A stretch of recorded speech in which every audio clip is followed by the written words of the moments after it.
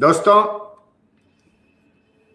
आज हमारे स्टूडियो में बातचीत के मंच पर उपस्थित हैं उषा रानी राव, डॉक्टर उषा रानी राव। ये मतलब ये प्राध्यापिका हैं और विभागाध्यक्ष हैं हिंदी विभाग बाल्डविन महिला महाविद्यालय में, और साथ में ये कविताएं लिखती हैं। और इनका परिचय मैं थोड़ा सा इनके बारे में दे देता हूं, जितनी जानकारी मेरे पास है, फिर इनसे हम लोग बातचीत करेंगे। जैसा कि मैंने बताया कि ये हिंदी विभाग में विभागाध्यक्ष हैं और बेंगलोर में एक सेंट्रल यूनिवर्सिटी है, बाल्डविन महिला महाविद्यालय, उससे संबंध मतलब ये यूनिवर्सिटी से संबंध है। ये लगभग 24 सालों से पढ़ा रही हैं। देख के लगता नहीं कि 24 सालों से पढ़ा रही होंगी, लेकिन पढ़ा रही हैं। इनके 2 कविता संग्रह आ चुके हैं, सत्ताएं संवाद नहीं करती और दूसरा है बदलता नहीं नेपथ्य। इनके 2 अनुवाद की पुस्तकें आ चुकी हैं, महमूद गवान कन्नड़ से हिंदी और विवेक दीपानी की किताब अंग्रेजी से हिंदी। एक आलोचना की पुस्तक भी आ चुकी है इनकी, अभी न होगा मेरा अंत, निराला। निराला पर ये शायद बेस्ड है।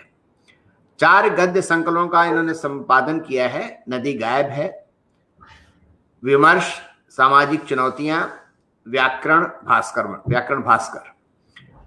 और बेंगलोर से प्रकाशित दैनिक समाचार पत्र दक्षिण भारत राष्ट्रमत में ये रेगुलर कॉलम लिख रही हैं, स्तंभ लेखन कर रही हैं। 3 वर्ष दक्षिण भारत में हिंदी का महत्व सहोदरी पत्रिका भाषा सहोदरी दिल्ली का संपादन इन्होंने किया है। 3 साझा काव्य संकलनों का भी इन्होंने संपादन किया है। एवं इनकी जो कविताएं हैं वो देश के कई मतलब हर प्रतिष्ठित पत्रिकाओं में प्रकाशित हुई हैं। इनके लेख, समीक्षाएं और कविताएं, जैसे कि कथादेश में, समकालीन साहित्य में विश्वगाथा में आधारशिला, सृजन सरोकार, नेपथ्य, जनपद, शिखर, समूत, साहित्य परिक्रमा, अक्सर, आधारशिला,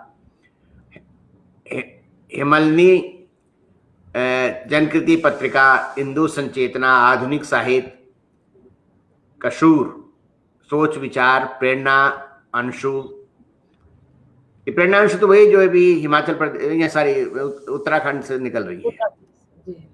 पलाश विश्वास इसको देख रहे हैं आजकल। प्रतिलिपि, दैनिक, हिंट, समाचार परिवर्तन आदि में निरंतर प्रकाशित हुई हैं। उषा जी जो हैं वो कई सम्मानों से सम्मानित भी हैं, जैसे हैदराबाद साहित्य निधि का आचार्य आनंद ऋषि इनको मिला है सम्मान, और साहित्य पुरस्कार, सृजन लोक हिंदी अहिंदी भाषी हिंदी लेखक सम्मान और कवि कुंभ का नव सृजन सम्मान इसमें मेन प्रमुख है। तो इतना तो परिचय हम जो मेरे पास थी वो मैंने आपको बता दिया आप लोगों को। अब जरा उषा जी से हम लोग बात करते हैं। और उषा जी, पहले तो ये बताइए कि आप जैसे बेसिकली आप कर्नाटका के रहने वाली हैं, और हालांकि आपने बीएचयू से पढ़ाई की है, अपनी बीएचयू से पीएचडी भी किया है आपने। तो ये बताइए कि कर्नाटका में जो मातृभाषा है, जो मतलब चाल की भाषा है, जो घरेलू वहां की भाषा है, वो तो कन्नड़ है। हिंदी के प्रति आपका रुझान कैसे हो गया? सबसे पहले तो मैं सादर नमस्कार आपको और हमारे सभी सम्माननीय मित्रों को जो आज इस परिचर्चा को देख रहे हैं। बताना चाहूंगी कि कन्नड़ भाषी होते हुए कैसे हिंदी के प्रति लगाव, ये ये बहुत लंबी यात्रा रही है, 3 पीढ़ियों की। करीब मेरे दादा परदादा उसके पहले ही वो वाराणसी काशी शिफ्ट हो गए थे। वो संस्कृत के बड़े विद्वान रहे, हमारे जो परदादा थे, और दादाजी भी वहीं बसे। फिर उसके बाद मेरे पिताजी 2 भाई और 1 बहन हैं, तो वो तीनों लोग वहीं पैदा हुए, वहीं शिक्षित हुए। जो ताऊ जी हमारे हैं वो केंद्रीय हिंदी संस्थान में भाषा विज्ञान के प्रोफेसर रहे, और पिताजी संस्कृत विभाग में रहे।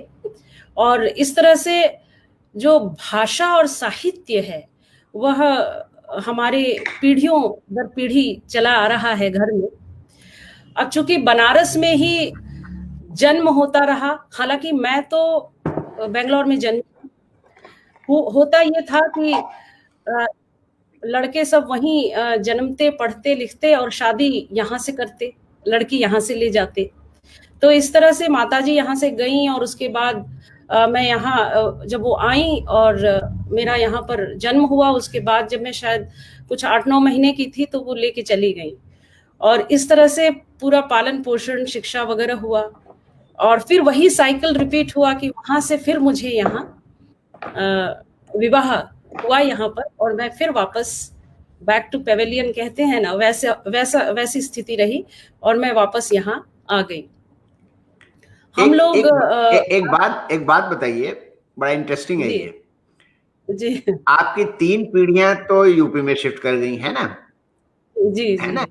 और मतलब एक तरह से यूपी की हो गई, मतलब 3 पीढ़ियां तो बहुत होता है।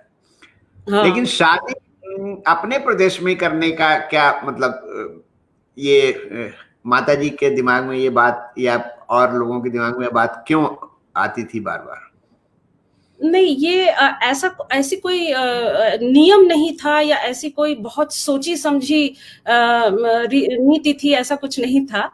बुआ जी भी वहीं पैदा हुई, जैसा कि मैंने कहा कि ताऊ जी, बुआ जी वगैरह सब लोग एक साथ रहे। और जैसे ही उस जमाने में जब वो हाई स्कूल वहां से की, कमच्छा से वो पढ़ी हैं, और वहाँ हाई स्कूल करते ही उनकी शादी हो गई। असल में जो काशी है वो एक तरह से कॉस्मोपॉलिटन सिटी है, हम आज भी देखते हैं, तो ग्लोबली लोग वहां पर विजिट करते हैं। और उस जमाने में भी विदेशों से भी लोग आते थे, और पूरे भारत से लोग वहां पर भ्रमण करते थे। उसके कई कारण भी हैं। एक तो तीर्थ स्थान तो है ही, माँ गंगा भी हैं, और ऊपर से जो शिक्षा संस्थान है बनारस हिंदू यूनिवर्सिटी, वह भी एक उसका कारण रहा। और इसके अलावा जो दक्षिण से लोग जाते थे, यानी हमारे बहुत सारे रिश्तेदार आया करते थे, जाया करते थे, तो इस तरह से एक गत्यात्मकता संबंधों में बनी रही। ऐसा नहीं था कि हम बिल्कुल कट ऑफ हो गए और वहीं रह गए, और हमारे मतलब हम वहीं के हो गए, ऐसा होता था। और दूसरी बात ये भी मुझे याद आती है कि दादी जब तक जीवित थी, जब मैं कक्षा 9 में थी तो दादी हमारी गुजर गई, और तब तक हमारे घर में कन्नड़ अच्छी तरह से बोली जाती रही। मतलब हिंदी तो था ही, बाहर माहौल सारा हिंदी का ही रहा। उस समय इतने कन्नड़िगा लोग भी फैले नहीं थे आज जिस बहुतायत में हम सभी जगह देखते हैं। तो इस तरह से घर का माहौल अंदर कन्नड़ था, साथ में बहुत सारा हिंदी के जो शब्द हैं और जो वाक्य हैं वो हम मिक्स करके बोला करते थे। तो मैं वही कहती हूँ कि आज भी अगर मुझे सोचना है और कुछ भी भाव आता है तो वो हिंदी में आता है पहले, उसके बाद कन्नड़ में या किसी और भाषा में आता है। तो एक तरह से जो ज्ञान की वो राजधानी है और गंगा की मिट्टी का जो संगम है वहां पर, वहां का तो तत्व है ही, और यहाँ का भी जो मातृभाषा और मातृभूमि का अपना जो एक संस्कार है, वो दोनों ही हम सबको मिला है परिवार में। ये कहूँ लेकिन बनारस के लड़कों और लड़कियों को तो लॉस होगा एक तरह से, मतलब कि जो यहाँ वो आपके साथ पढ़ते रहे, आप लोगों के साथ और खेलते कूदते रहे, लेकिन जब मेन मौका है तो पता चला कर्नाटक वाले बाजी मार लेंगे। नहीं सर, ऐसा नहीं है। अब का समय बहुत अलग है। अब हम लोग ऐसा मूल्यांकन कर सकते हैं। अब मैं कह सकती हूँ, मेरी 2 बेटियां हैं, बड़ी बड़ी बेटी इंजीनियर है, दूसरी वाली अभी स्कूल में है। और मैं यही सोचती हूँ कि अब ये बच्चे जहाँ कहते हैं या जहाँ कहेंगे वहां हम तैयार हैं विवाह कर देने के लिए, क्योंकि हमें लगता है कि शिक्षा ने एक ऐसी स्वतंत्रता दी है हर एक व्यक्ति को कि वह अपनी इच्छानुसार अपना जीवन चुन सकता है कि उसे कैसे रहना है, कहाँ रहना है और किस रीति से रहना है। यहाँ धर्म जाति बाधा नहीं आनी चाहिए। तो ये जो एक सचेतनता आई, ये मुझे लगता है 2000 के बाद बहुत ज्यादा आई, उसके पहले तक उतनी नहीं रही। और हम लोग उस पीढ़ी के हैं जब हम लोग आज्ञाकारी रहे हैं बहुत, और बहुत ही अनुशासन में हम लोग पले बढ़े हैं। और आचार्य देवो भव, मातृ देवो भव, पितृ देवो भव की का ही हमने परिपालन किया है। तो अब की पीढ़ी भी है, ऐसा मैं नहीं कहूंगी कि वो नहीं है। बहुत ही केयरिंग हैं बच्चे आज के, और बहुत ही गोल ओरिएंटेड हैं कहूंगी। लेकिन उनका तरीका कुछ अलग है, क्योंकि वो मिलेनियम वर्षों में जन्मे हैं और डिजिटल एज में जन्मे हैं, सोशल मीडिया है और ग्लोबली वो पूरी तरह से कनेक्टेड है। हम लोग नहीं थे ना, जब हम लोग बड़े हो रहे थे, टीनेज में थे या हम युवा हो रहे थे, तो हमारे पास तो मोबाइल फोन कुछ भी नहीं था। तो आज का समय और उस समय में काफी अंतर है। तो इसलिए भी यह स्वतंत्रता प्राप्त है आज की पीढ़ी को, और ये होनी भी चाहिए मेरे ख्याल से। तो ये हमारी जीवन यात्रा रही। मैंने वहाँ पोस्ट ग्रेजुएशन किया और उसके बाद यहाँ पर आकर मैंने पीएचडी की। इसी बीच विवाह हो गया। बीएड भी किया है मैंने लखनऊ से, और यहाँ होते ही फिर नौकरी भी मिल गई हमको, और यहाँ संयुक्त परिवार में आना हुआ। और शुरू में जब आई, ये जरूर कहना चाहूंगी कि ये कुछ 95 का वर्ष था, और उस समय यहाँ हिंदी का कोई माहौल नहीं था आज जैसा हम देखते हैं। और अभी अभी सिलिकॉन सिटी बन रहा था, पूरी तरह बना नहीं था। हाँ, एजुकेशनल हब होने के कारण बाहर से बच्चे आ रहे थे, पढ़ रहे थे, दूर दूर कहीं कहीं रह रहे थे। आज की तरह इलेक्ट्रॉनिक सिटी जैसा कुछ नहीं बना था, लेकिन थे, कुछ लोग थे। और हमारा जो ससुराल है, घर है, वो साउथ बैंगलोर है। तो साउथ बैंगलोर सेंट्रली लोकेटेड है सिटी के, और वो बिल्कुल पक्का कन्नडिगाज वहाँ रहते हैं। तो वहां घर रहने के कारण माहौल हिंदी का उतना समझ में नहीं आया, था भी नहीं उस समय। केवल एक साहित्यिक संस्था थी शब्द, जो कि 97 में शुरू हुई, और उसके बाद अनवरत तब से वहां पर गोष्ठियां होती रही हैं, और मैं भी उसका हिस्सा रही हूँ, और अभी वो अनवरत चल रहा है। सरोजा व्यास करके हैं, उन्होंने काफी संघर्ष करके इस संस्था को खड़ा किया। लेकिन मैं ये देख रही हूँ कि पिछले 6-7 वर्षों से करीब यहाँ 4-5 साहित्यिक संस्थाएं आ गई हैं, और वे भी अपने तरीके से रचनात्मकता को, सृजनात्मकता को बढ़ावा दे रही हैं, और नए नए उभरते लेखकों को, युवाओं को मौका दे रही हैं। और हर महीने उनके यहाँ भी गोष्ठियां होती हैं और चर्चाएं होती हैं। तो एक तरह से हिंदी का जो मैं आज यहाँ पर एक परिवेश देखती हूँ, वह 10 साल पहले नहीं था। तो अब तो बहुत ही मैं कहूंगी कि बहुत ज्यादा वेल कनेक्टेड है। और एक और चीज हुई कि अब इस पीढ़ी के जो बच्चे हैं, उनके बच्चे यहाँ आईटी में आ गए, तो बहुत सारे साहित्यकार यहाँ रहने भी लग गए। तो उनको भी यदा कदा हम लोग देखते हैं, कार्यक्रमों में उनसे मिलने का सौभाग्य प्राप्त होता है, और हम लोग स्टेज भी शेयर करते हैं कई बार। तो इस तरह से अब ये कन्नड़ भाषिक क्षेत्र केवल रह गया हो ऐसा नहीं है, खासकर बैंगलोर की बात कहूं। तो ये तो आपकी जीवन यात्रा के बारे में काफी जानकारी हम लोगों को मिल गई। जी। ये बताइए, लिखना कब से शुरू किया आपने, और जो लिखना शुरू किया वो हिंदी में ही लिखना शुरू किया कि जो घर में बोलचाल की भाषा थी उसमें लिखना शुरू किया? देखिए, ऐसा हुआ कि हमारी जो परवरिश के साल थे, हम लोग जब बड़े हो रहे थे, भाई बहन, 2 बहन 2 भाई हैं हम, और बड़ी मैं ही हूँ। और हम लोग जब बड़े हो रहे थे, घर में तो कन्नड़ था, लेकिन दादी माँ के गुजर जाने के बाद वो टूटी फूटी कन्नड़ भी ऑलमोस्ट निकलती चली गई, सरकती चली गई, क्योंकि हमारी मित्र मंडली, हमारा शिक्षण, हमारा बाहर का समाज सब कुछ हिंदी में था। भोजपुरी कहिए तो ज्यादा उपयुक्त होगा। तो जो बनारस की जो भोजपुरी है और बनारस का जो अपना एक संस्कृति है, जो बहुत ही समृद्ध संस्कृति है, उसमें हम रचते चले गए। और उसके बाद लिखने का तो सवाल नहीं उठता है। हाँ, घर में माँ ने हमें अल्फाबेट वगैरह सिखाया था। वहाँ कोई उस समय स्कूल वगैरह भी उतने होते नहीं थे, या कोई ट्यूटर भी ऐसे बहुत आसानी से नहीं मिलते थे कि हम कन्नड़ सीख लें। तो घर में ही जो शिक्षा हुई वो माताजी के द्वारा ही शुरुआत हुई, और हम लोग थोड़ा बहुत जानते थे। और लेकिन हाँ, हिंदी कन्नड़ के जो अनुवाद थे वो बाद में पढ़ने को मिलने लग गया था। मैं ये जरूर कहूँगी 87-88 के बाद जब मैं कॉलेज में आई तो उस समय थोड़ा बहुत कन्नड़ के अनुवाद हमें मिलने लग गए थे, हिंदी में पढ़ने लग गए थे। तो हिंदी में लिखने की शुरुआत, मैं बड़ा दिलचस्प एक किस्सा कहना चाहूंगी कि जब 12th स्टैंडर्ड किया तो मेरे हिंदी में जितने अंक थे उससे सिर्फ 2 अंक ज्यादा थे अर्थशास्त्र में, और जिसके कारण मुझे हिंदी जो है वो ऑनर्स नहीं मिल पाया, जिसका मुझे बड़ा मलाल रहा, और मुझे इकोनॉमिक्स ऑनर्स पढ़ना पड़ा। और लेकिन हिंदी में लिखना बरकरार रहा। घर में भी चूंकि माहौल था और घर में भी गोष्ठियां होती रही हैं, और चूंकि पिताजी संस्कृत और दर्शन विभाग से थे तो रेवा प्रसाद जी हैं और विद्यानिवास मिश्र हैं, ये सारे विद्वान तो काशी के बड़े विभूतियों में से आते हैं, और इनकी सब बैठकी होती थी हमारे क्षेत्र में। जब भी कोई बड़ा कार्यक्रम होता था तो घर में और बाहर मंचों पर सामने ही होते थे। पिताजी ही कई बार कई कार्यक्रमों के आयोजक हुआ करते थे, तो काफी उनसे संवाद भी रहता था। तो इस तरह से वो जो एक साहित्यिक रुचि है और लेखन के प्रति एक विचार है वो बहुत गहरे से बनता चला आया। लेकिन मैं ये नहीं कहूंगी कि हम तब से ही बहुत तेजी से लिख रहे थे, ये नहीं कहूंगी।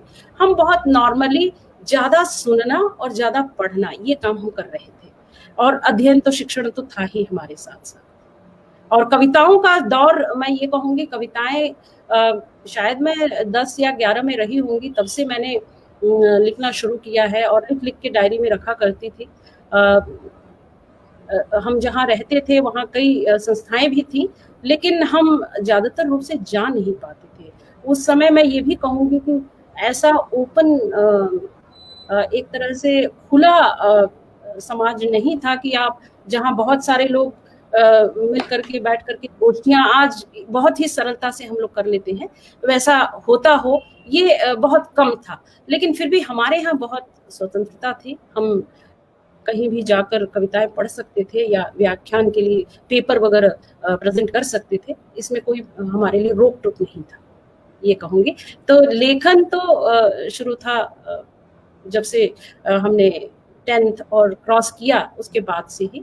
लेकिन सीरियस लेखन अगर आप जानना चाहेंगे तो ये हमने शुरू किया है शादी के बाद। शादी के बाद जब यहाँ आए और यहाँ का माहौल बिल्कुल कन्नड़ामय था, और हिंदी बिल्कुल यहाँ पर मैं किसी से बात नहीं कर पा रही थी, या फिर फोन भी उस समय केवल लैंडलाइन हुआ करते थे, और जब एक बार फोन किया तो घंटों लग जाते थे, मम्मी के साथ हो, बहन के साथ हो, या सहेलियों के साथ हो। लेकिन हाँ, उस समय ज्यादा लेखन हुआ, उस समय ज्यादा जो है अभिव्यक्ति हुई।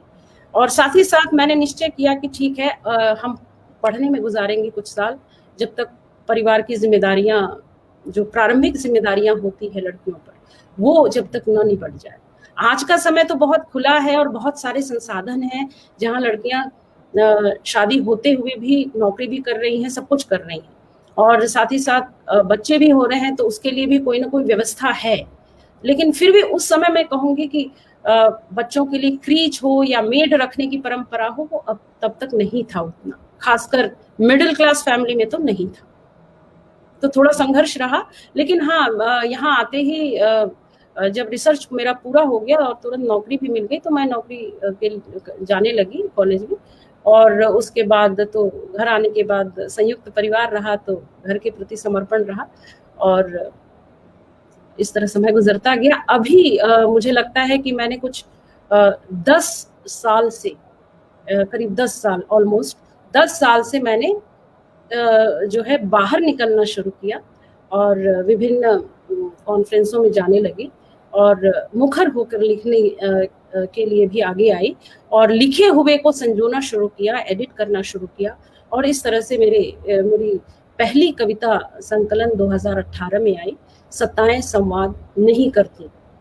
और उसके साथ साथ नदी गायब है जो पर्यावरणीय कहानियां हैं, जो SR हरनोट जी का है, जो हिमाचल के बड़े कथाकार हैं, उन कहानियों से मैं रूबरू हुई। यहाँ एक प्रोजेक्ट था हमारा सिलेबस में, उसके तहत परिचय हुआ। फिर जब मैंने कहानियां पढ़ी तो मुझे लगा कि ये बड़ी उपयोगी हैं और बच्चों तक पहुंचनी चाहिए, विद्यार्थियों तक। फिर मैंने उन कहानियों को मांगकर उसका संपादन किया और वो काफी सफल भी रही पुस्तक यहाँ और बहुत पसंद की गई। तो ये शुरुआत 2018 में प्रकाशन से शुरू हुआ और इस तरह से ये यात्रा अब तो तेजी से निकल पड़ी है। और इन सब में मेरे पति बेसिकली इंजीनियर हैं और अब तो वो प्रोजेक्ट डायरेक्टर हैं, 3 देशों के प्रोजेक्ट्स को देखते हैं, बड़े पद पर हैं ईश्वर की कृपा से। और वो उन्होंने बहुत प्रोत्साहित किया और कभी उन्होंने हिंदी को लेकर या घर में हिंदी को लेकर कहीं कोई बात, जैसे कि यहाँ पर आमतौर पे ये कहा जाता है कि हिंदी यहाँ पसंद की जाती है, नहीं की जाती है, या किन्हीं किन्हीं परिवारों में पसंद नहीं किया जाता है कि क्यों हिंदी में बोलना है, मातृभाषा में बोलो। ऐसी कोई बंदिश नहीं मिली हमें, बहुत सम्मान मिला परिवार में भी। और मैंने भी कोई भी चीज़ कहूँगी कि बहुत ज़्यादा झपट कर हासिल करने की कोशिश नहीं की। मैंने कहा जो जीवन एक जो सरस भाव से संबंधों में मधुरता बनाते हुए चलते जाना चाहिए, वैसे चलने देते हैं। जब समय आएगा तो लेखन भी होगा, प्रकाशन भी होगा और अभिव्यक्ति भी होगी। तो ये छोटी सी अपनी यात्रा है जो। अच्छा, ये बताइए कि आप कविताएं लिखती थी पहले और आप उन्हें संजो कर रख लेती थी। हाँ, मतलब कहीं प्रकाशन के लिए नहीं भेजती थी। हाँ, नहीं, हाँ। तो उन दिनों आपके दिमाग में कभी आता था कि आप एक दिन एक स्थापित कवयित्री बन जाएंगी? नहीं, ऐसा तो कुछ नहीं आता था, कभी नहीं आता था, बिल्कुल भी नहीं। और मैं अभी भी अपनी को स्थापित तो नहीं कहूंगी। हाँ, थोड़ा बहुत प्रयासरत हूँ, अभी तो चल रहे हैं, पथ पर हैं हम लोग, अभी कहीं किसी गंतव्य की ओर नहीं पहुंचे हैं और यात्रा वो तो हम सारे लोग अभी पथ पर ही हैं और आप महत्वपूर्ण हस्ताक्षर हैं, इसलिए मेरा ध्यान आपकी तरफ गया कि भाई आपसे भी बातचीत की जानी चाहिए। जब आपकी पहली कविता आपने साहस करके भेजा, क्योंकि ये थोड़ा मुझे इंटरेस्टिंग सा लग रहा है जी, कि मतलब आप लिखती रही और आप उन्हें संजो कर रखती रही। संजो कर रखता है इंसान उन्हीं चीजों को जिसका कभी भविष्य में प्रयोग करने की आवश्यकता उसके मन में होती है। बिल्कुल। फिर आप घर परिवार में लगी रही, बच्चों को पालने में लगी रही, सारी जिम्मेदारियां निभाती रही। उसके बाद से जब थोड़ा सा आप वहां से मुक्त हुई तो आपने सोचा कि अब जरा इनको भेजना चाहिए प्रकाशन के लिए, है ना? हाँ, तो जब पहली आपकी कविता छपी जी, तो आपको उस समय कैसा महसूस हुआ? मतलब जो चीज आपने संजोई थी वो सामने आ गई, लोगों के मतलब पब्लिक डोमेन में आ गई, तो आपको कैसा महसूस हुआ? पहली कविता संग्रह जब आई तो मेरे ससुर जी मेरे साथ। पहले संग्रह आ गया आपका पहला? हाँ, पत्रिकाओं में नहीं भेजा था? पत्रिकाओं में भेजा था, दो चार पत्रिकाओं में। यहाँ पर एक स्पंदन करके है, यहाँ हिंदी अकादमी की पत्रिका, और यहाँ प्रचार वाणी करके है दक्षिण भारत की पत्रिका, दक्षिण भारत प्रचार सभा, महिला प्रचार सभा की पत्रिका है। और साथ ही साथ बाहर की पत्रिकाओं में मुझे याद नहीं, कसूर में एक बार जरूर छपा था जो कश्मीर से निकलती है।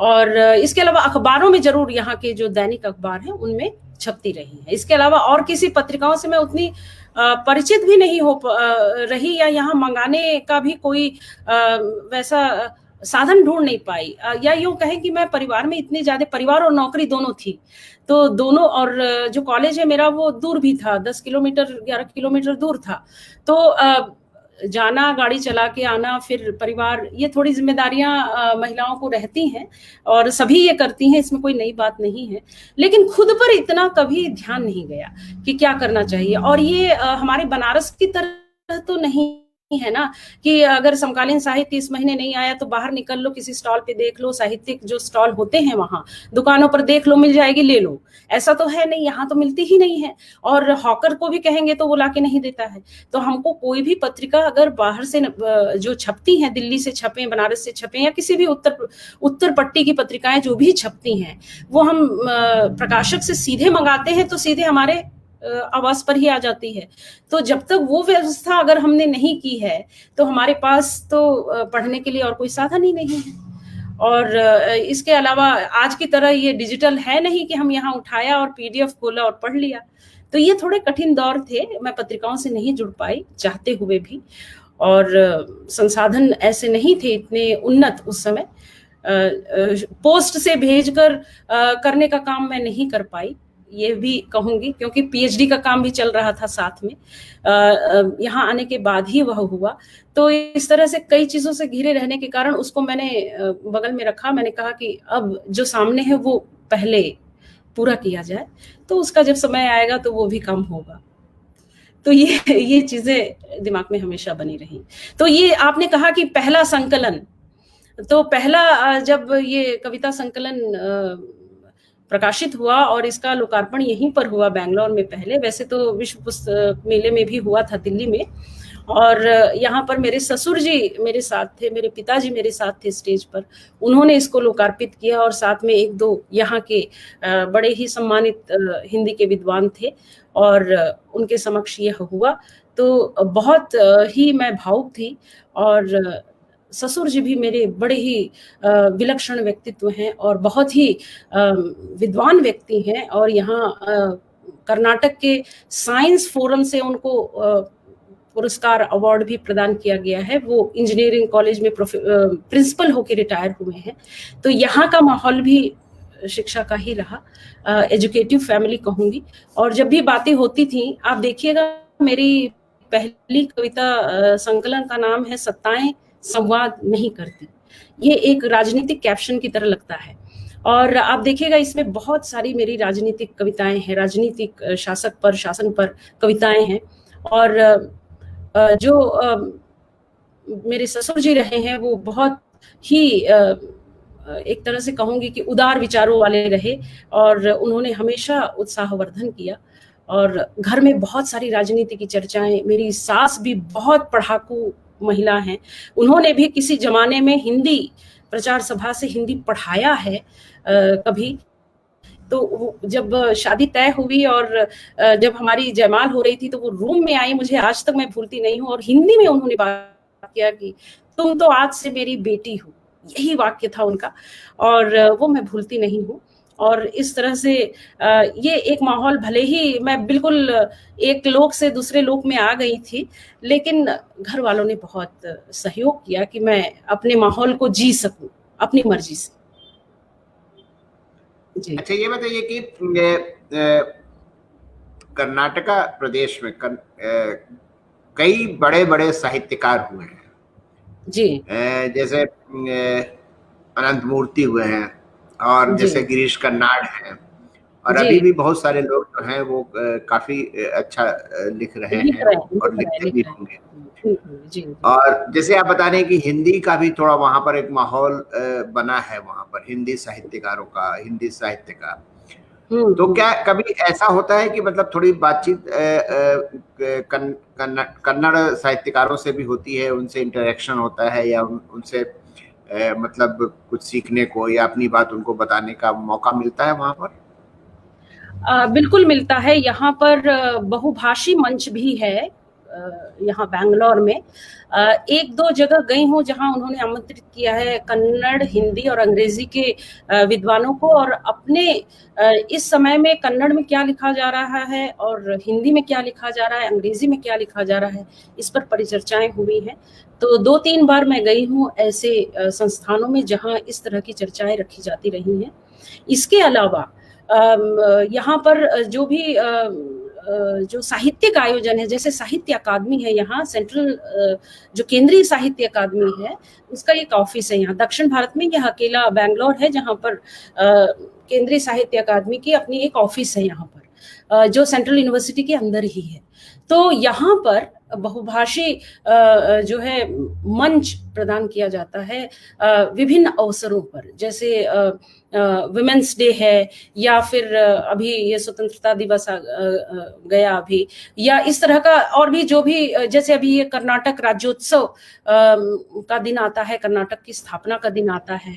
तो ऐसे समय में विशेष रूप से बहुभाषियों का यहाँ पर मंच तैयार किया जाता है, जिसमें हिंदी के लिए भी अवसर दिया जाता है। कई बार हिंदी नहीं होती है, कई दूसरी भाषाएं होती है, तमिल, तेलुगु, मलयालम, कन्नड़। तो मैं अवश्य जाती हूँ, मुझे आमंत्रण आता है और मैं उनको भरपूर सुनती हूँ। अंग्रेजी में भी उसका जो है वो एक अनुवाद भी प्रस्तुत किया जाता है, और यहाँ शब्दाना करके अनुवाद का एक संस्थान भी है जो कन्नड़ अनुवाद से संबंधित है। तो वहाँ से भी लोगों से काफी परिचित हूँ। डॉक्टर चंद्रशेखर कंबार जी तो यही बैंगलोर में ही रहते हैं और उनसे कई बार मिलना हुआ है। गिरीश कर्नाड जी से पर्सनली जाके बात तो नहीं कर पाई हूँ, इस बात का मलाल जरूर रहेगा, लेकिन उनको बहुत बार मंचों पर सुना है मैंने और उन पर काम भी कर रही हूँ मैं, ये मुझे बड़ी खुशी है। और इसके अलावा जो सुधा मूर्ति हैं, वीणा शांतेश्वर हैं, वैदेही हैं, ये महिला रचनाकार हैं जो बहुत ही मुखर रूप से अपनी बात को अभिव्यक्त करती हैं कन्नड़ में। और प्रतिभानंद कुमार, जो उस दिन मैंने बहुभाषी इंग्लिश लाइव में हम लोग आए थे, जो बहुभाषी लाइव में कृत्या की ओर से जब आए थे, तो प्रतिभानंद कुमार जी हैं, वो बहुत ही प्रतिरोधी कविताएं लिखती हैं, बहुत ही मुखर हैं, बहुत ही मैं कहूँगी कि बहुत ही उनकी इंटेंस होती हैं कविताएं। तो वो बड़ा अच्छा लगता है। उनके साथ भी स्टेज शेयर की हूँ। तो इस तरह से कुछ मौका तो मिला है कि मैं और ये 2-3 साल के अंदर ही ये हुआ है डेवलपमेंट कि अब धीरे धीरे उनके साथ भी एक उठने बैठने का माहौल मिल रहा है, उनके साथ भी एक अवसर मिल रहा है। जी। जैसे आपके साथ तो एक बेनिफिट है, जैसे कि और रचनाकारों से आप भिन्न हैं, क्योंकि बांग्ला में भी मैं देखता हूँ कि बांग्ला भाषी जो हैं वो बांग्ला भाषा तक ही वो सीमित रह जाते हैं और वो हिंदी से उनका बहुत ज्यादा परिचय नहीं होता है। जैसे मान लीजिए उनसे अगर पूछें कि अब हिंदी के कुछ रचनाकारों को, तो पुराने जो काफी स्थापित हो चुके हैं या जो कोर्स में चलते होंगे उनके बारे में तो बात कर लेते हैं। आपके साथ भी है कि आप चूंकि हिंदी की ज्ञाता हैं, दूसरी बात यह है कि चूंकि कन्नड़ा माहौल में है, आप वहाँ बोलती हैं, पढ़ती हैं, समझती भी होंगी। आप ये बताइए कि अगर हम साहित्य की बात करें, मतलब रचनाओं के कथा वस्तु की बात करें, कविता हो या कहानी और शिल्प की, दोनों की बात की, हिंदी रचनाओं में और कन्नड़ रचनाओं में क्या फर्क है? जैसे जो मतलब हमारे दर्शक ये जानना जरूर चाहेंगे कि कथ्य और शिल्प में क्या है उनका फर्क, क्या है हिंदी रचनाओं से। देखिए, इस बारे में मैं यही कहूंगी कि एक समय अवधि में अब जैसे अभी का अगर मैं लूं, वरवर राव का ही अगर मैं उदाहरण लूं, तो उनके बंदी होने या उस रचनात्मकता को बंद करने के परिप्रेक्ष्य में बहुत सी आवाजें उठी। वो उत्तर पट्टी से भी बहुत सारे अभिव्यक्ति आए और यहाँ से भी आए। तो मुझे ऐसा लगता रहा शुरू से भी, कोई भी आंदोलन रहा हो, उनमें लगभग वही विषय आप उठा के देखिएगा, वही विषय उस समय में, उस कालखंड में कन्नड़ में भी लिखे गए, तेलुगु में भी लिखे गए और हिंदी में भी लिखे गए। अगर मैं ये उदाहरण दूं, जैसे कि निराला की रचनाएं हैं, जब स्वतंत्रता मिल गई और उसके बाद वो कुछ असंतुष्ट रहे शासन से, तो उन्होंने जिस तरह की रचनाएं की बाद में, वो हम सब जानते हैं, राजे ने रखवाली की हो, या फिर देश की गरीबी को मिटते हुए न देखकर भिक्षुक पर जो कविताएं उन्होंने लिखी। उसी तरह से यहाँ पर अगर देखें तो उनके समकाल में बेंद्रे हुए, उनसे थोड़े जूनियर होंगे शायद 8-10 साल, और उन्होंने भी उसी समय भिक्षुक पर कविताएं लिखी या शासक पर कविताएं लिखी, शासन की व्यवस्था पर कविताएं लिखी। तो मैं ये देखती हूँ कथ्य तो वही रहता है, कथ्य में अंतर नहीं आता है, क्योंकि सब्जेक्ट जो है वो सोसाइटी से ही लेता है, एक रचनाकार समाज से ही लेता है। जो भी उसको विषय लेनी होती है, उसकी अंतर्वस्तु तो समाज ही मुख्य है, और उसकी जो संगतियां और विसंगतियां ही उसमें होती हैं। लेकिन हाँ, शिल्प, भाषांतर्गत जो शिल्प होता है, कहने की जो तरीका है, मैं कहूंगी कन्नड़ में ज्यादा मुखर है मुक्त छंद, ज्यादा मुखर है यहाँ पर। छंदोबद्ध से ज्यादा अभी भी हम देखते हैं कि हिंदी में छंदोबद्ध बहुत सारे रचनाएं हो रही हैं, लेकिन कन्नड़ में मैं देखती हूँ कि फ्री वर्सेस में बहुतायत रूप में कविताएं लिखी गई, और दलित विमर्श के अंतर्गत भी बहुत सारी कविताएं लिखी गई हैं, और आज भी स्त्री विमर्श के अंतर्गत भी लिखी गई हैं, और आज भी लिखी जा रही हैं। तो मैं ये कहूंगी कि यहाँ का जो एक शिल्प है वो बहुत ही युगानुकूल, युगानुरूप हम उसको कहें, समयानुकूल कहें, वो ज्यादा है, ऐसा मैं कहूंगी। वहां पर भी छोटी छोटी कविताओं का दौर है वहां पर, मतलब छोटी छोटी कविताएं लिखी जाती हैं कि लंबी लंबी लिखी जाती हैं? नहीं, छोटी भी लिखी जाती हैं। खुद प्रतिभानंद कुमार जी ने उस दिन बड़ी छोटी कविताएं सुनाई थी। छोटी भी लिखी जाती हैं, बड़ी भी लिखी जाती हैं। खासकर स्त्री विमर्श की कविताएं बहुत ही मुखर हैं यहाँ पर। अगर हम उनको देखेंगे, मैं किसी दिन आऊंगी केवल कन्नड़ की कविताओं में स्त्री के स्वर, या फिर दलित जो समन्वय समानता का स्वर है वो, या फिर और भी समाज की दूसरे विसंगतियों पर जो यहाँ पर स्वर को मुखर किया जाता है, उस पर जरूर मैं बातचीत करूंगी, उसका संदर्भ लेकर आऊंगी, और जरूर हमारे जो भी मित्र हैं जानना चाहेंगे, जरूर उनके सामने रखूंगी। नहीं, जरूर मैं आपको इसके लिए क्योंकि वो एक अलग पक्ष है, ताकि मैं एक एक उदाहरण लूं और बताऊं, तो वो ज्यादा समृद्ध करने वाला होगा, उसका एक अलग सेशन होना चाहिए, मुझे ऐसा लगता है। उससे ज्यादा जानकारी भी मिलेगी, पाठक भी और लेखक भी, सभी लोग जुड़ पाएंगे। ये जरूरी भी है एक्चुअली। जब हम ग्लोबल दुनिया की बात करते हैं कि दुनिया एक हो रही है, हम विदेशी साहित्य के बारे में बहुत वो मतलब सजग रहते हैं कि इटली में क्या लिखा जा रहा है, टर्की में क्या लिखा जा रहा है, जापान में क्या लिखा जा रहा है, लेकिन हमने बहुत कम देखा है कि हिंदी के लोग जो हैं वो साउथ में क्या लिखा जा रहा है, मतलब केरला में क्या लिखा जा रहा है, तमिल में क्या लिखा जा रहा है, मतलब इवन बांग्ला में क्या लिखा जा रहा है, इससे बहुत अछूते से रहते हैं। तो ये इस पर बातचीत करना बहुत जरूरी है, असल में बहुत जरूरी है। लेकिन अनुवाद ने, मैं ये जरूर कहूंगी इसमें कि अनुवाद ने एक सेतु का काम किया है इसमें, और बहुत सारे यहाँ के जो लेखक हैं उन्होंने इसको, इस ब्रिज को, इस दूरी को, फासले को कम करने की कोशिश की है अपने अनुवाद के माध्यम से।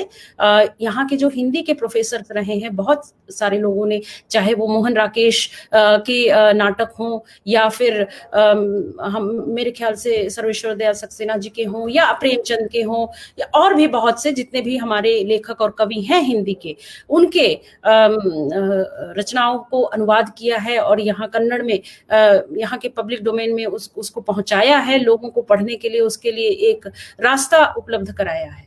और उसी तरह अगर हम देखेंगे, आप तमिलनाडु चले जाइए, आंध्र चले जाइए, मलयालम में बहुत काम हुआ है, मलयालम भाषा में हिंदी का बहुत सारा काम हुआ है, वहाँ ज्यादा मुखर रूप से काम हुआ है मैं कहूँगी, और तमिलनाडु में भी हुए हैं। तो इस तरह से अनुवाद ने, और अब तो अनुवाद बहुत ही मैं कहूँगी एक प्रोमिनेंट प्लेस, जिसको हम कहते हैं कि एक बहुत ही स्थान, उसका जो एक अपना स्थान है वो उसे दे दिया गया है, उसको भी स्वीकार किया गया है कि ये एक सृजनात्मकता का ही एक रूप है, पक्ष है। नहीं तो पहले अनुवादक यानी बहुत ज्यादा सम्मान नहीं मिलता था, जबकि अनुवाद की जो प्रक्रिया होती है वो एक बार पुनर्सृजन से गुजरना पड़ता है एक अनुवादक को। किसी दूसरी भाषा में जब उसे रूपांतरित करना पड़ता है, वो केवल शब्दों का रूपांतरण नहीं होता, वहां भाव भी होते हैं, वहां उसके छंद भी होते हैं, शिल्प भी होते हैं, बहुत सारी चीजें होती हैं जो उसे अनुवाद में बदलना पड़ता है, उसमें उसके द्वारा उसे अभिव्यक्ति को देना पड़ता है, जैसा कि मूल लेखक ने, रचनाकार ने दिया है। तो अनुवाद के द्वारा तो काफी परिचय हो चुका है, हो रहा है, लेकिन अभी बहुत काम बाकी है। मैं कहूंगी यहाँ की कन्नड़ की रचनाएं बहुत सारी बाहर जाने बाकी हैं, और वहाँ की रचनाएं तो बहुत कन्नड़ में हो रही हैं अनुवाद। वही किसी दिन एक दिन मेरी बातचीत किसी से हो रही थी, तो यही सामने बात आ रही थी कि कन्नड़ की रचनाएं हिंदी में, हिंदी की पट्टी में कम जा रही हैं, लेकिन अनुवाद हो रहे हैं अपने तरीके से। अब सुधा मूर्ति जी कन्नड़ में लिखती हैं, कहानियां हैं उनकी एक से एक, और वो कहानियां सारी हिंदी में हो गई हैं। बैरप्पा जी का आप कोई भी नावल उपन्यास उठा के देखिए, वो कुछ भी लिखते हैं तुरंत अनुवाद हो जाता है। और अनंत मूर्ति जी का पूरा अनुवाद है हिंदी में। तो ये जो मुझे लगता है स्थापित हैं, इनके अनुवाद तो हमको आसानी से मिलते हैं। तो जैसा कि मैं कह रही हूँ, उभरते हुए कला जो रचनाकार हैं, कलमकार हैं, उनकी रचनाओं का अनुवाद भी अब आना शुरू हो रहा है। लोग स्वयं सचेत हैं। अगर मैं कन्नड़ में कविताएं लिखती हूँ तो मैं स्वयं सचेत हूँ कि हाँ, मेरी कविता हिंदी में भी आ जाए, ट्रांसलेशन हो जाए, अनुवाद हो जाए। ये एक सचेतनता आ रही है। तो वो खुद ही ऐसे लोगों को संपर्क कर रहे हैं कि भाई, मेरी आवाज इस भाषा में भी पहुंचनी चाहिए, क्योंकि ये भाषा बहुतायत लोगों के द्वारा बोली, समझी, पढ़ी जाती है। तो इस तरह से ये काम तो हो रहा है। सकारात्मकता ही हमें रखनी पड़ेगी, क्योंकि काम तो बहुत करना बाकी है, और कितना भी हम करते जाएं, कुछ ना कुछ बाकी रहेगा ही, क्योंकि नए नए द्वार हो जाते हैं। ये अब एक मुख्य सवाल जो आज के बातचीत का था कि जी, आप चूंकि आलोचक भी हैं, तो जी, ये बताइए कि जो हिंदी साहित्य है, हिंदी जी, साहित्य की जो दुनिया है, जी, जी, उसमें जी। महिलाओं की क्या स्थिति है इस समय? देखिए, मैं तो यही कहूंगी कि जो कोई भी समय हो, चाहे वो महिला हो या पुरुष हो, हाँ, महिलाओं के प्रश्न पर मैं आऊंगी, अपने समय को या उस समय के सच को समेटने वाला ही होता है कोई भी रचनाकार, चाहे वो स्त्री हो या पुरुष हो। साहित्य का उद्देश्य ही यही होता है कि उसमें समाज हित है, सभी का हित है, और वो जो कुछ भी देखता है, भोगता है और अनुभव करता है, वही उसकी अभिव्यक्ति में होती है, वो शब्दों के द्वारा व्यक्त होती है।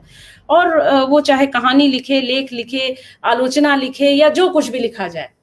जहां तक आपने जो एक प्रश्न किया है कि स्त्री रचनाकार और पुरुष रचनाकार में जो आपने एक अंतर के बारे में पूछा है, तो उस बारे में मैं यही कहना चाहूंगी कि हम लोग, मुझे लगता है कि जब से हम लोगों ने जानना शुरू किया है, मैं तो जब से मैंने जानना शुरू किया, जब आपने जानना आपने शुरू किया होगा, जब मेरे पिताजी ने शायद जानना समझना शुरू किया होगा कि मनुष्य क्या है या व्यक्ति क्या है, तब से हम लोग ये देखते आ रहे हैं कि हमारा जो समाज है वो पुरुषवादी समाज है, और बहुतायत रूप से, बहुसंख्यक रूप से जो स्त्रियां हैं वो अनुगामिनी ही होती हैं।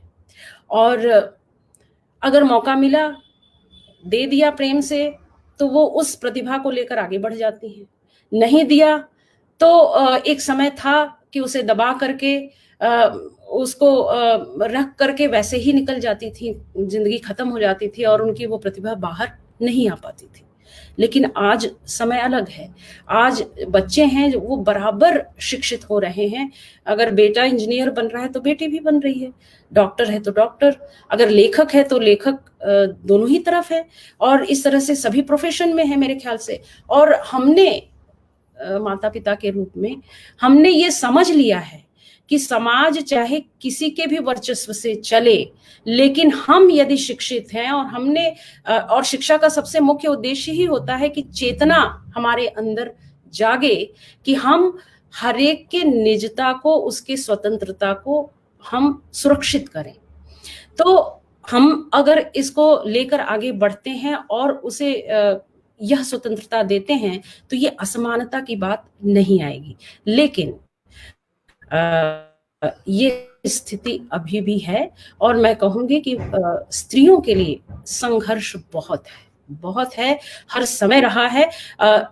अभी जो हम ऊपर ऊपर देखते हैं कि बराबर लड़कियों को पढ़ाया जा रहा है या उन्हें मर्जी से अपनी मर्जी से रहने दिया जा रहा है, ये बहुत कम परसेंटेज है। अगर हम देखें, अधिक प्रतिशत देखें, अगर हम सर्वे करें तो अभी भी आश्रित रहने के लिए और आश्रय में रहने के लिए ही उसी अवधारणा से पाला पोसा भी जाता है और उसी अवधारणा को बरकरार रहने के लिए शिक्षा भी दी जाती है और कहा जाता है यही ठीक है, यही अच्छा है कि आप किसी के आश्रय में रहें, जबकि वह स्वतंत्र चेता है, उसकी अपनी स्वतंत्र सत्ता है स्त्री की, तो उसे स्वयं विकसित होने का अवसर हम नहीं देते हैं समाज में। यानी माता पिता के रूप में मैं अगर कहूं तो हर इसका एक दूसरा पहलू भी है, जरा वो उस पर भी बात आप करिए थोड़ा सा जी। कि जैसे कि हमारे जिंदगी के कुछ और हिस्से हैं, जैसे मान लीजिए कैरियर है, पढ़ाई है जी। और इसमें तो ये ठीक है कि चूंकि आज की बहुत सारी जरूरत सामाजिक आर्थिक होने लगी है तो लड़कियों को भी कैरियर चुनने की छूट है, उनको अपने हिसाब से अब तो जीवन साथी चुनने की भी छूट मिलने लगी है। ये बताइए कि साहित्य की दुनिया में एक ट्रेंड जो मैं देखता हूं जो बहुतायत में, हालांकि इसमें इसके नीचे एक अंडर करंट भी चल रही है, बहुतायत में ये है कि स्त्री रचनाकारों के मन में एक ये चिंता रहती है कि हमने जो लिखा है और हमारी जो रचनाएं हैं इनको स्थापित पुरुष साहित्यकार मान्यता जरूर दें, नहीं तो उन्हें कुछ अधूरा सा लगता है। क्योंकि मैं खुद देखता हूं कि स्त्रियों की अभी इस क्षेत्र में कोई स्वतंत्र सत्ता नहीं बन पाई है। इस पर आपकी क्या राय है? देखिए, अगर मैं इसको इंडिविजुअली अगर देखूं, अगर हर एक इंडिविजुअली भी और जनरल भी, हाँ दोनों है, तो अगर इंडिविजुअली भी अगर देखूं तो हमारे बहुत सारी कहानीकार हैं, हमारे बहुत से आलोचक हैं, बहुत सी कवियत्रियां हैं जो बड़ी स्थापित हैं, ठीक है। अच्छा, दूसरी बात ये भी मुझे लगता है कई बार कि ये जो हमारा स्त्री आंदोलन रहा है, ये बाकी चीजों के लिए तो बड़ी स्वतंत्रता की उद्घोषणा करता है, लेकिन जहां पर एक स्त्री के स्वीकार्यता की बात आती है, आपने जो बात की है, उठाई है, वो स्वीकार्यता की है कि वो रचनाकार है तो उसकी स्वीकार्यता क्यों नहीं हो पाती है, या एक स्त्री रचनाकार के द्वारा ही उसको क्यों स्वीकार्यता नहीं हो पाती है, पुरुष साहित्यकार ही क्यों उसको मान ले, यही आप कहने की कोशिश कर रहे हैं और मैं भी यही समझ रही हूं और ये बहुत बड़ा सत्य है।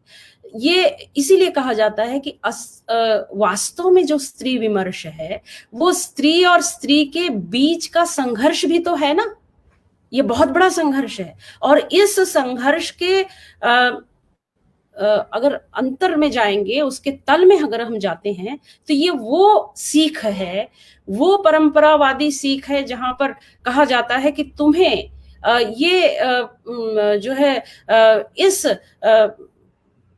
इनको अनुसरण करना है, इनके पीछे आपको रहना है, इनके बराबर आप नहीं रह सकते, इनके आगे आप नहीं रह सकते।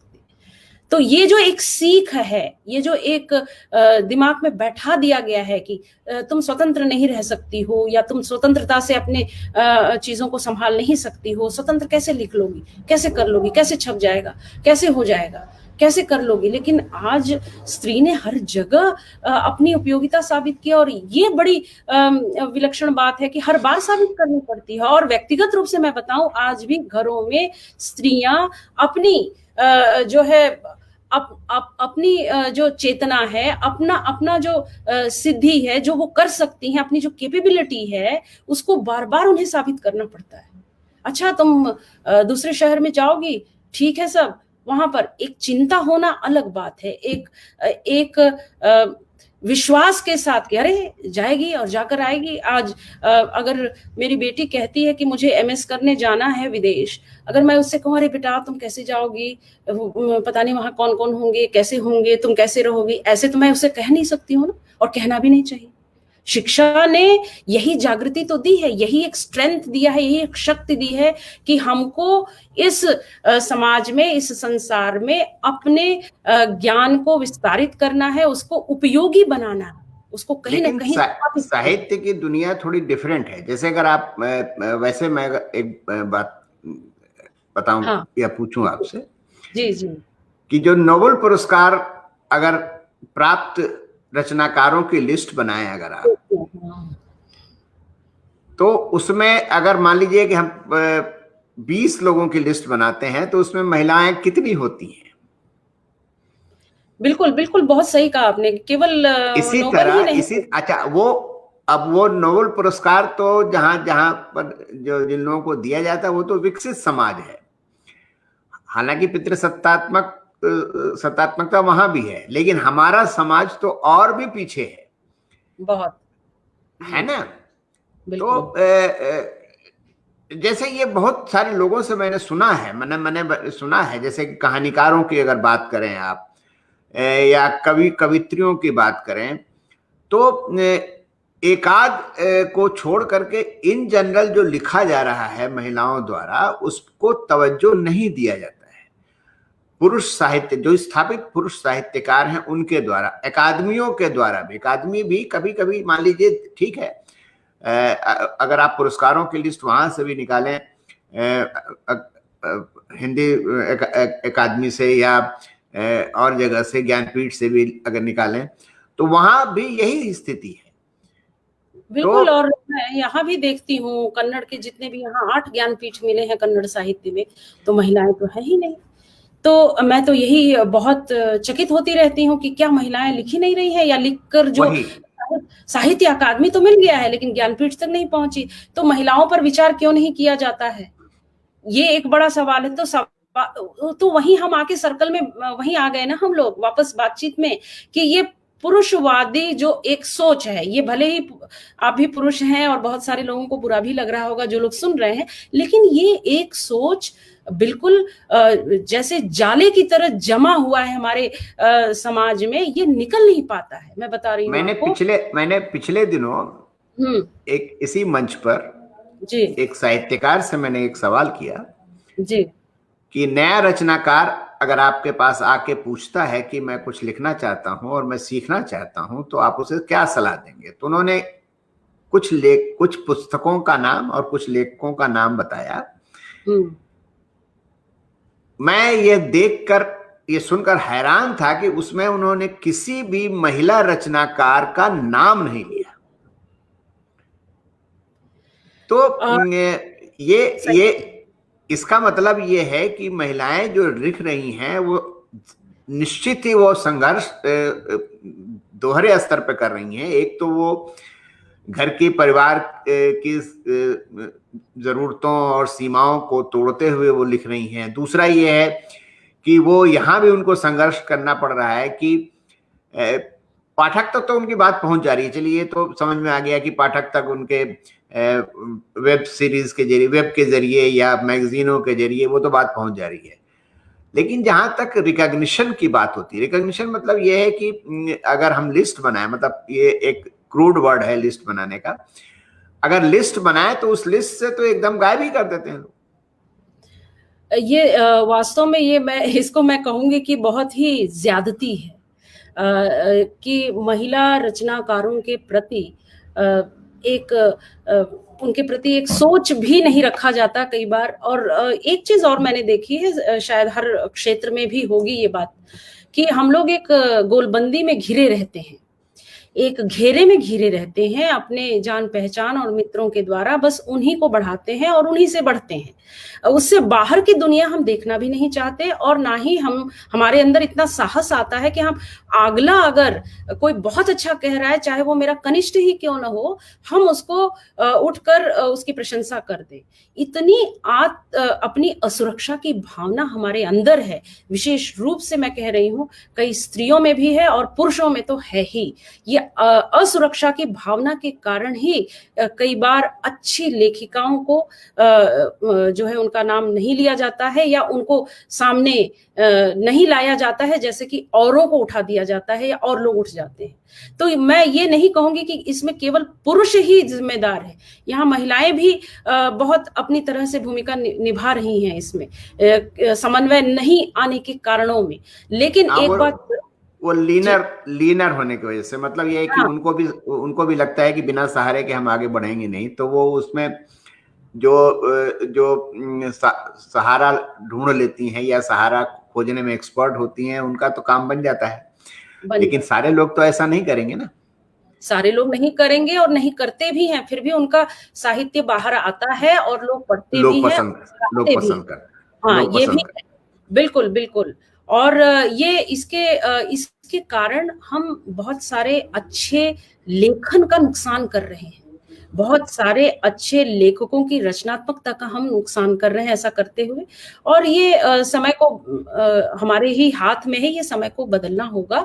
हमें समझना होगा कि अगर हम सिर्फ गोलबंदी में रहकर साहित्य का काम करते रहेंगे तो ये सर्व समन्वय वाला साहित्य नहीं उपजेगा, बल्कि वो एक जैसे कहते हैं ना कि ब्रह्मांड में पिंड हैं, वैसे ये साहित्य केवल उभर के निकल के आएंगे कि ये इधर का साहित्य है, ये उधर का साहित्य है, उधर का साहित्य, सभी अपना अपना साहित्य निकाल कर ले आएंगे। कौन किसको पढ़े, किसके पास समय है और कैसे सराहे। तो एक जो रचना है, एक जो लेखन है, वह बिल्कुल मुझे लगता है कि धर्म, जाति, रंग, भेद, जो भी आप कहें, पूरी वैश्विक रूप से मैं बता रही हूँ, इन सबसे परे होकर लेखन होना चाहिए। और जहां कहीं भी विसंगतियां हैं, जहां कहीं भी दबा हुआ है, कुचला हुआ अंतिम व्यक्ति हो या प्रथम व्यक्ति हो, जहां कहीं भी उसके साथ शोषण है, वहां पर आवाज उठनी चाहिए, ये मैं सोचती हूँ। और तभी हम साहित्य के साथ समानता की बात कर पाएंगे, वरना हम तो वैसे भी खांचों में बटे हुए हैं। सब साहित्य तो तमाम तरह के विमर्शों के नाम से साहित्य तो प्रसिद्ध है, और हम सोचते हैं कि इन तमाम तरह के विमर्शों में साहित्य को रच करके हम बहुत बड़ा कोई उद्धार का काम कर चुके हैं। ऐसा तो समझ में नहीं आता है।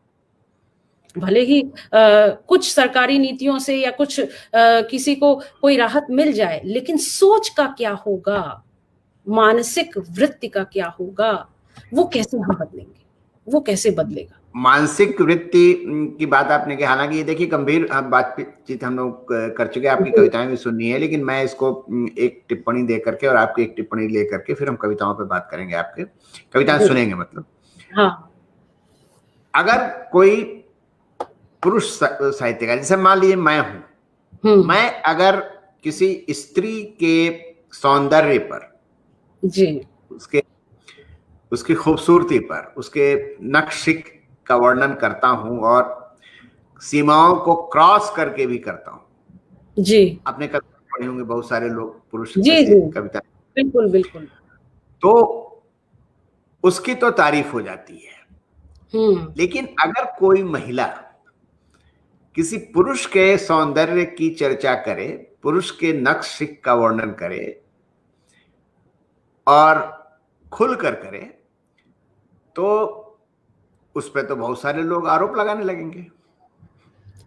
देखिए, मैं इस विषय पर ये कहना चाहूंगी, यहाँ मुझसे भी कई बार पूछा गया कि जो यौनिक कविताएं होती हैं या शारीरिक संबंधों पर कविताएं होती हैं या शोषण पर, शारीरिक शोषणों पर जो कविताएं होती हैं, जो अभिव्यक्ति होती है वो बड़ी उन्मुक्त होती है कई बार, और कई बार प्रेम की कविताएं भी बड़ी शारीरिक अभिव्यक्ति लिए हुए होती हैं। ये सारी बहुत सी ऐसी रचनाएं हैं जो आती हैं हमारे सामने, लेकिन मैं इसे एक उत्तर को एक प्रश्न के रूप में देखना चाहूंगी कि ऐसे कितने लोग हैं, हम क्यों उन्हीं को देखें, हम क्यों उस ओर देखें जो हमें कोई आगे का रास्ता ना दिखाए। ये एक प्रवृत्ति की बात मैं कर रहा हूँ, प्रवृत्ति की हाँ, बात कर ये रहा हूँ, वो प्रवृत्ति है, देखे ये ना तो ना दे। रहेगी। जी जी जी, ये तो है। हम लोग कभी अगली बार जब बैठेंगे तो इन सारी चीजों पे बात करेंगे, जो बिम तलाश करते हैं हाँ, और वो बिल्कुल। खुल खुल के लिखते भी हैं। जैसे वो एक चाइनीज राइटर ने लिखा कि देखिए मुझे lady with the big Bob, उन्होंने एक उपन्यास ही लिख डाला उन्होंने, मतलब बड़े बड़े स्तनों वाली महिला का उन्होंने जिक्र किया और वो काफी चर्चित हो गई। एक तो महिला इस पर लिखने के बारे में 20 बार सोचेगी कि लिखूं कि ना लिखूं, पता नहीं लिख ही दिया, पता चले कि घर में ही बवाल हो गया। नहीं, लिख या रही कोई है, भारत में भी लिख रही है, हिंदी में तो बहुत लिख रही हैं। हाँ, ऐसी ऐसी बात नहीं है। यहाँ भी लिखी गई हैं, कन्नड़ में भी लिखी गई हैं। मैं चाहे तो आपको नाम भी दे सकती हूँ, लेकिन मैं ये कहना चाहूंगी कि ये जितनी भी अभिव्यक्तियां हैं ये रचनात्मकता के अंदर हैं। इसको अगर हम कहें, अगर वो रचना है, अगर हम मानते हैं तो रचना का तो है ही उसका मुख्य उद्देश्य सौंदर्यानुभूति। तो वो उनकी सौंदर्यानुभूति उस शरीर और उन अंगों या उसके तक ही सीमित है।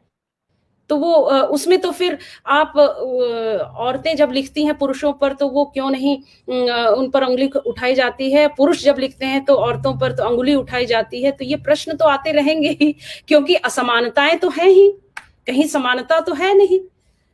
चलिए ठीक है, ये बहुत सारे मुद्दे हैं जो साहित्य में बार बार घूम के आते हैं और इनका निदान खोजना बहुत मुश्किल काम है, क्योंकि समाज व्यवस्था जब तक नहीं बदलेगी तब तक तो ये सब हल नहीं होना। अच्छा, अब आपकी कुछ कविताएं सुनना चाहते हैं। अभी हम लोग स्त्री और पुरुष की बात कर रहे थे, तो मेरी एक पहली कविता संग्रह से रचना है कांटा। मैं उससे ही सुनाना चाहूंगी कि एक स्त्री जब उठकर खड़ी होना चाहती है तो वो क्या करती है। डूब गई उसकी छवि आंखों के व्यंग्य में, कमजोर नहीं थी वह, बनाई गई थी। संसार की कपटता का उतार चढ़ाव, हिसाबी लोगों का जोड़ घटाव, थोपे गए अधिकार ने सोख लिया उसके सपनों से खून। स्पार्टाकस के सीने में धधकती आग की तरह दृढ़ता के ताप को जीती है वह। मन के कोने में मेघ मंद्र गंभीर स्वर ऊर्ध्व है।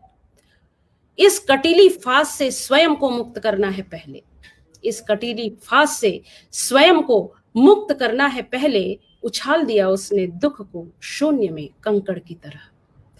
तो महिलाएं दुख को ऐसे ही उछालती हैं, संघर्ष को भी खूब उसका सामना करती हैं और आगे आती हैं और आते ही रहेंगी।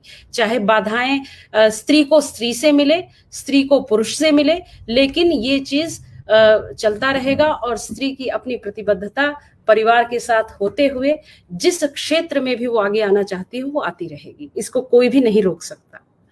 तो मैं अपनी इस शीर्षक, जो मेरी पहली कविता संग्रह की जो शीर्षक है सत्ताएं संवाद नहीं करती, मैं जरूर ये कविता पढ़ना चाहूंगी। इसमें मेरी बहुत सारी राजनीतिक कविताएं भी हैं, चूंकि मैंने कहा ना परिवेश में राजनीतिक चर्चाएं भी खूब होती रही हैं, तो वह भी मेरे रुचि का विषय रहा है और हमेशा से पढ़ती रही हूँ और बहुत क्लोज वॉच भी रखती हूँ कई बार। सत्ताएं संवाद नहीं करती, सत्ताएं संवाद नहीं करती हैं कि करती हैं संवाद सत्ताएं, कि दिखने को करती हैं संवाद, छिपाती हैं ओट में अपने ध्वंस और दमन का राग, कि सत्ताएं संवाद नहीं करती। सहानुभूति संवेदनाओं के खोटे सिक्कों से चलाती हैं कारोबार, बजवाती हैं तालियां जय जयकार, सत्ताएं संवाद नहीं करती। तो ये हमारी विडंबना है कि हमारी सत्ताएं हमसे संवाद नहीं करती हैं। इसी कारण हम लोग इतने विच्छिन्न रहते हैं, इतने भटके हुए और भ्रम से भरे रहते हैं। यही इसका कारण हो सकता है जी। दूसरी कविता जरूर पढ़ूंगी, एक और, विकल्पहीनता। हम सब एक विकल्पहीनता के दौर से गुजर रहे हैं और आमतौर पे हम लोग चर्चाएं भी करते हैं कि भाई इसका विकल्प क्या है। वैसे ही घर में अगर कहीं बहुत प्रतिरोधी स्वर है कहते विकल्प क्या है, या तो उसको करने दो या तो उसको बिल्कुल रोक दो। तो ये जो विकल्पहीनता है यहाँ पर शासक के लिए है, जो मैंने कुछ 6-7 साल पहले लिखी थी, वो मैं आपके सामने रखती हूँ। समाज की स्लेट पर लिखी है आज भी असहायता और विकल्पहीनता। समाज की स्लेट पर लिखी है आज भी असहायता और विकल्पहीनता, जो दोहराई जाती है हर बार ताजपोशी के बाद। आसमान चूमते नारों में धूप का काजल लगाए बैठी प्रजा चुपचाप फासलों की आड़ से तकती है।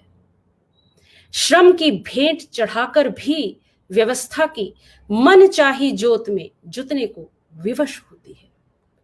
पीढ़ी का कसैला धुआं चतुरी और होरी के हिस्से का बादल है। यदि ये दम खम के साथ ललकारने लगे तो गर्वोन्मत्त राजनीति बाज अपने अपने पाले में दुबक सुनियोजित षड्यंत्र के साथ इनको अमानव साबित करने में नहीं छोड़ते कोई कसर। प्रवंचना दोहरी मानसिकता का यह दौर, अंत का नहीं कोई छोर, एक ही सबक, या बदलो या मिट जाओ। तो ये थी कविता। आज के समय को हम लोग अच्छी तरह पहचान रहे हैं, और विशेष रूप से कोई भी घटना समाज में, कोई प्रमुख घटना घटती है और हम लोग शिक्षण के क्षेत्र में हैं और क्लास में जाते हैं, तो सबसे पहले उसका तुरंत उसकी प्रतिक्रिया आ जाती है और तुरंत हम अभिव्यक्ति देखने लग जाते हैं। तो हम पहले विटनेस कहेंगे हम कि जो युवाओं की ओर से हमारे पास आता है और वो कैसा महसूस करते हैं। तो ये अभिव्यक्ति का दौर है। यहाँ हम सब अपने अनुभव के अनुसार, अपनी समझ के अनुसार अपनी अभिव्यक्ति रखते हैं और उसी से आगे बढ़ते हैं। तो एक मेरी कविता है कृषकों पर, यानी किसानों पर, कि उनकी जो दयनीय अवस्था है उसको मैंने मिथक से जोड़ा हुआ है। आमतौर पे मिथकों को लेकर के बहुत सारी रचनाएं पहले भी रची गई हैं। पता नहीं क्यों मुझे लगा कि इससे बड़ा तारतम्य बैठ रहा है, तो ये मैंने लिखा था, तो इसको जरूर सुनाना चाहूंगी अगर समय है तो। हाँ हाँ, एक कविता तो आप सुनाई दीजिए। जी जी। किसी बहते हवा के प्रतिकूल, किसी सत्य की बुनियाद पर ठहर कर शिव धनुष का टूटना महज शौर्यशाली घटना नहीं थी, टूटी थी पीढ़ियों की अहमन्यताएं, शस्त्रीकरण का दंभ, क्षीण होते संकल्प, गहरे होते परिताप, और चिन्हित करना था कृषि कर्म के संघर्ष को। मिट्टी में निहित उर्वरा शक्ति हरियाली चादर उड़ा देती खेतों को। बालक सा कृषक इस उपहार से घर आंगन भर लेता। श्रम बिंदुओं से मुखर हो खेत खलिहान हो जाते अक्षय पात्र। जहां सौंदर्य वहां डर भी। शस्त्रीकरण में बदलने लगा काल, मलिन हुआ चेतना का ताल। एक नई आंधी ले आई श्रम यज्ञ से पलायन की दहलीज पर। दिशाहीन सोच राजनीति की बलिवेदी पर। बची रह गई है अब उदासीनता, शोषण, बेगारी, भूमिहीनता, आत्महत्याएं और कृषक संस्कृति का अंतिम संस्कार। तो ये कृषकों की आत्महत्याओं से जब मन उद्वेलित होता है तो लगता है कि क्यों कुछ नहीं हो रहा है, कैसे होगा, कौन करेगा, किस तरह से होगा।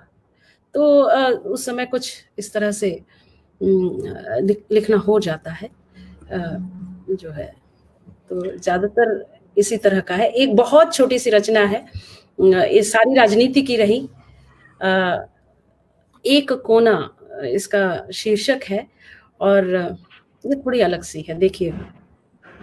न जाने कैसे प्रविष्ट हुए तुम, न जाने कैसे प्रविष्ट हुए तुम, मंत्रमुग्ध सी देखती रह गई मैं। छोड़ दिया एक कोना आसन का, तुम बैठ गए, बढ़ने लगा तुम्हारा अधिकार। पूर्णतः आसीन हो गए हो अब, निरखने परखने लगी हूं प्रतिक्षण। निरे काठ हो तुम, नदियों की तरह बहने, वर्षा की तरह बरसने, पुष्प की तरह बिखरने, अन्न के कणों की तरह उगलने वाली आत्मवेदना कभी देखी है तुमने? ये छोटी सी रचना थी। नहीं, बहुत शानदार कविताएं आपकी, बहुत अच्छी कविताएं हैं आपकी। और कविताएं तो काफी सुनने का मन कर रहा था आपके, लेकिन अभी हम लोग फिर कभी बैठेंगे तो एक तो आपने बिल्कुल सही कहा कि हम विभिन्न भाषाओं की रचनाओं पर हम लोग बातचीत करेंगे जी, है ना। और कविताएं फिर आपकी एक बार और सुनेंगे वहां पर। पहले हम उस दिन पहले कविताएं सुन लेंगे हम आपकी। अरे नहीं, कोई बात नहीं, अभी तो बहुत से मौके आएंगे और मिल बैठकर बहुत सारी चीजें कहेंगे। निराला जी पर एक बात कहना चाहूंगी कि निराला जी मेरे बड़े पसंदीदा कवि रहे हैं, उन्हीं पर मेरा शोध भी रहा है। हालांकि काफी वर्षों बाद जब मैंने शोध प्रबंध निकाला और देखा तो लगा कि अरे ये क्या लिखा है मैंने, इसको बाद में देखूंगी। मुझे उनको शोध के बाद जब मैंने ज्यादा मैं कहूंगी कि अध्ययन किया तो मुझे लगा कि कुछ और लिखना चाहिए किसी और रूप में। तो अभी न होगा मेरा अंत, ये जो पुस्तक है ये अभी जनवरी में ही आई है और इस पर परिचर्चा होना बाकी है और ये कुछ नए ढंग से कहने की कोशिश की है। तो उनकी 2 पंक्तियों के साथ अपनी बात खत्म करूंगी मैं। क्या कहा है उन्होंने, और मुझे लगता है कि उनकी प्रगतिशीलता पर कोई प्रश्न चिन्ह ही नहीं है। कहीं भी नहीं सत्य का रूप, अखिल जगत एक अंधतम कूप, स्वार्थ का तार ही दिखता संसार में, हे महान सोचते हो दुख मुक्ति शक्ति नवजीवन की। तो इन्होंने उस चुनौती को, जिस चुनौती से हम लोग 2-4 हो रहे हैं हर दिन हर क्षण, सत्य का कोई रूप नहीं है और असत्य एक कुएं की तरह है जिसकी गहराई का कोई था दिखता नहीं है। तो ये एक सकारात्मक। अब तो असत्य जो हो ब्लैक होल हो गया है, वो सारी चीजें सोखता जा रहा है। और मैं ये कहना चाहूंगी कि चाहे कितनी भी नकारात्मकता आ जाए लेकिन सकारात्मकता के लिए जगह बनी रहती है। ऐसा हम नहीं कह सकते कि हमेशा नकारात्मकता ही रहेगी, हमेशा केवल झूठ ही रहेगा, ऐसा नहीं कह सकते। सच्चाई के लिए, सत्य के लिए, सकारात्मकता के लिए हमेशा जगह रहता है। तो ये 2 लाइन है कि मस्ती की यह बस्ती है, आंसू बहती सस्ती है, बैर प्यार की कुश्ती है, भाव भरा मन भिजती है। ये 4 लाइन थी और इसी के साथ आपके प्रति और चैनल आपके द्वारा जो आप कार्य कर रहे हैं ये बहुत ही महत्वपूर्ण कार्य है कि रचनाकार के जीवन और रचना कर्म पर बात हो रही है खुलकर सामने। जिनको हम सिर्फ पढ़ते रहते हैं उनके बारे में जब हम सुनते हैं तो हमें और उनके बारे में, उनकी रचनाओं के बारे में जानने का अवसर मिलता है। तो आप जो यह कार्य कर रहे हैं ये बहुत ही महत्वपूर्ण है और मुझे यहाँ आमंत्रित करने के लिए मैं हार्दिक आभारी हूँ। और सभी हमारे मित्रों का भी जो देख रहे थे अब तक और इतना समय दिया है, उन सभी के प्रति भी मैं बहुत आभार व्यक्त करती हूँ। बिल्कुल सेफ रहें। उषा जी, आपको आपसे बातचीत करके बहुत अच्छा लगा, क्योंकि कविताएं तो आपकी हैं ही हैं शानदार, लेकिन जिस साफगोई से आपने बातचीत की है और जिस मतलब स्थिरता से, जैसे आपको तो आप हेड ऑफ डिपार्टमेंट हैं तो आपको इसका अभ्यास होगा ही, लेकिन बातें बहुत आपने साफगोई से की है और ये बात जो है वो मुझे तो पसंद आई है, लोगों को भी पसंद आई होगी। और इसी के साथ मैं आपसे विदा लेना चाहता हूँ। बहुत बहुत धन्यवाद कि आपने मुझे समय दिया। मुझे पता था कि आप काफी व्यस्त चल रही थी। नहीं, ये मेरे लिए सौभाग्य है। हाँ, थोड़ी बहुत अलग तरह की व्यस्तताएं भी होती हैं जब बुजुर्ग घर में हो, और मैं बहुत भाग्यशाली हूँ कि मेरे पास वयोवृद्ध सास ससुर हैं, उनका आशीर्वाद प्राप्त है और बना रहे यही कामना करूंगी, क्योंकि बड़ों का आशीर्वाद बहुत फलता है, ईश्वर के आशीर्वाद से भी ज्यादा। तो ये मेरे अंदर एक निष्ठा है, बस इसी के तहत हम आगे बढ़ते जाते हैं। और बहुत शुभकामनाएं। नमस्कार। नमस्कार। नमस्कार।